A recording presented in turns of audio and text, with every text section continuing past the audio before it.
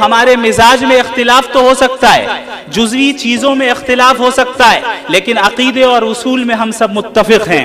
لہٰذا یہ چیز میں کھل کر کہنا چاہوں گا تمام لوگوں سے جو یہاں موجود ہیں، اور ان طلبہ سے بھی جو کسی بھی ادارے سے تعلق رکھتے ہیں، ایک نئی قسم کی وبا عام ہے، وہ وبا ہے ادارے کی عصبیت، ادارے کی عصبیت۔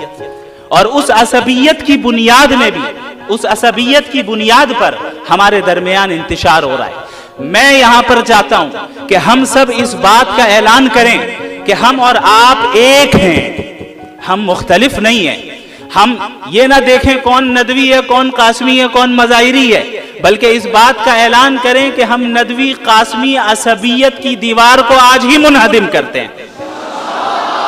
ندوہ اور دیوبند ایک ہی ہے، ندوہ اور دیوبند کا مقصد ایک ہی ہے، وہ مقصد اللہ کے دین کی حفاظت اور اس کی اشاعت ہے۔